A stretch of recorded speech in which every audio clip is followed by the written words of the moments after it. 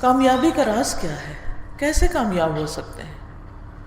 وہ کون سا گر ہو، وہ کون سا طریقہ ہو، وہ کون سی چیز ہو کہ جس کے ذریعے ہم کامیابی کو پا سکیں اور ناکامی سے بچ جائیں؟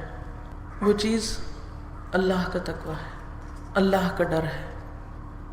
اللہ کا ڈر جب کسی دل میں آتا ہے تو وہ پھر صرف دل کی حد تک نہیں رہتا، وہ صرف دل میں نہیں رہتا، وہ کہاں نظر آتا ہے؟ چہرے پر، جسم پر،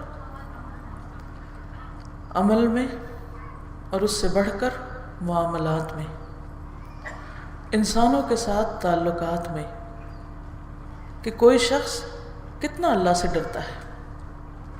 ایک انسان بڑے سے بڑا عالم ہو سکتا ہے، قرآن مجید حفظ ہو سکتا ہے، کئی کتابیں زبانی یاد ہو سکتی ہیں، وہ علم کا خزانہ اور سمندر ہو سکتا ہے۔ ایک شخص بہت عبادت گزار ہو سکتا ہے کہ کثرت سے اس کے نامہ اعمال میں نمازیں اور روزے ہیں، لیکن کیا واقعی وہ اللہ سے ڈرتا بھی ہے؟ وہ دوسروں کے حقوق کتنے ادا کر رہا ہے؟ وہ دوسروں کے معاملے میں اللہ سے کتنا ڈرتا ہے؟ دوسرے اس کے بارے میں کیا گواہی دیتے ہیں؟ اس کے بارے میں کیا سوچتے ہیں؟ کیا کہتے ہیں؟ کیونکہ کوئی شخص اس وقت تک مومن نہیں ہو سکتا جب تک وہ دوسروں کے لیے وہ نہ چاہے جو وہ اپنے لیے چاہتا ہے۔ کیا ہم اس معیار پر پورے اترتے ہیں؟ کیونکہ یہ معیار اسی شخص کا ہو سکتا ہے جو واقعی اللہ سے ڈرتا۔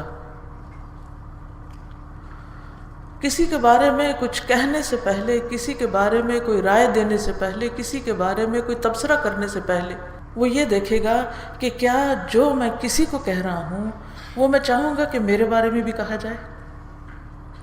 جو میں کسی کے ساتھ کر رہا ہوں کیا میں چاہوں گا کہ وہ میرے ساتھ بھی کیا جائے؟ اس معیار پر ہم سب اپنے آپ کو پرکھیں، ہم سب اپنے آپ کو دیکھیں،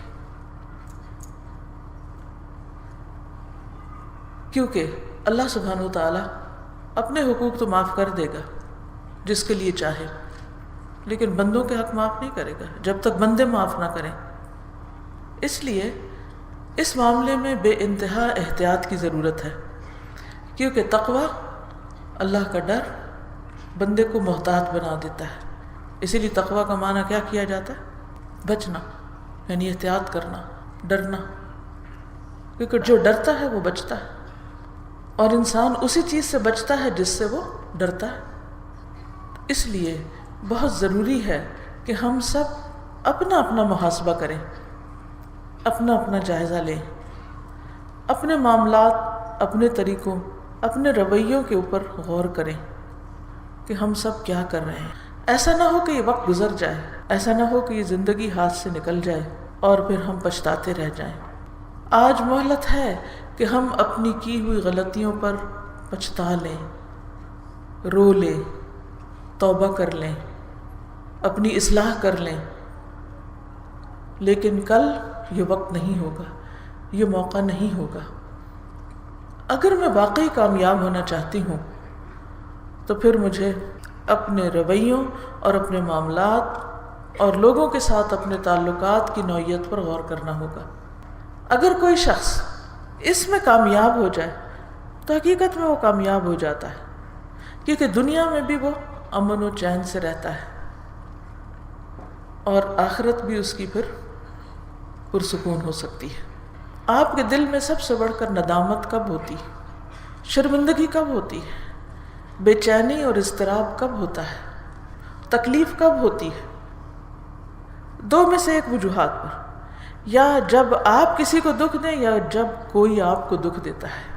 کوئی آپ کو گالی دے، کوئی آپ پر جھوٹا الزام لگائے، کوئی آپ کو طعنہ دے، کوئی آپ کی عیب جوئی کرے، کوئی آپ کے بارے میں تجسس کرے، کوئی آپ سے بدگمانی رکھے، کوئی آپ کی غیبت کرے اور آپ کو پتہ چل جائے کہ میرے ساتھ یہ کیا جا رہا ہے، تو یہ ہو نہیں سکتا کہ آپ ڈسٹرب ہوئے بغیر رہیں۔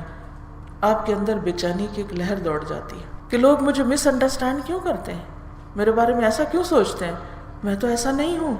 یا پھر اگر آپ کا ضمیر زندہ ہو، آپ کے اندر خدا کا خوف ہو، آپ اپنی غلطیوں کو دیکھنے کی صلاحیت رکھتے ہوں، تو انسان ہونے کے ناطے جب آپ کسی کے ساتھ ان باتوں میں سے کچھ کر جائیں، یا آپ کے اندر ایسی کوئی چیز ہو کہ آپ نے کسی کو تکلیف دی ہو، تو پھر آپ کا ضمیر بھی آپ کو ملامت کرنے لگتا ہے کہ مجھے ایسا نہیں کہنا چاہیے تھا، مجھے دوسرے کے ساتھ ایسا نہیں کرنا چاہیے تھا۔ لیکن اگر ان دو میں سے کوئی چیز بھی نہیں تو پھر آپ بے حس ہیں، آپ کا دل زندہ نہیں۔ یا پھر اگر جب کوئی آپ کو تکلیف دے اس وقت تو آپ بے چین ہوں، لیکن جب آپ کسی کو ستائیں تو آپ کو کچھ بھی اثر نہ ہو، تو بھی آپ بے ضمیر انسان ہیں، خود غرض ہیں کہ جب آپ کسی کو ستائیں تو آپ اس سے لطف اٹھائیں، اور جب کوئی آپ کو ستائے تو آپ کو تکلیف ہو اور آپ انتقام کیا ظلم کرنے پہ آمادہ ہو جائیں۔ تو ہم سب کو سوچنا چاہیے کہ ہم کیا کر رہے ہیں، کیونکہ اللہ سے ڈرنے والا اللہ کے حکم کی خلاف ورزی نہیں کر سکتا۔ اس سے اگر غلطی ہو جائے تو بھی وہ ڈرتا ہے کہ میں نے، اور پھر مسلسل اصلاح کی کوشش میں لگا رہتا ہے، مسلسل اپنی صفائی کرتا رہتا ہے کہ نہیں مجھے ان عادتوں کو چھوڑنا ہے، اور جب وہ پھسلتا ہے تو اس پر وہ بے چین ہو جاتا ہے، اور پھر اپنے ساتھ عہد کرتا ہے کہ آئندہ مجھے یہ نہیں کرنا۔ پھر وہ مزید جاننے کی کوشش کرتا ہے، وہ لوگوں سے مدد لیتا ہے، اللہ سے مدد لیتا ہے، یا اللہ تو مجھے بتاؤ کہ میں اپنی ان بری عادتوں سے کیسے باہر نکلوں۔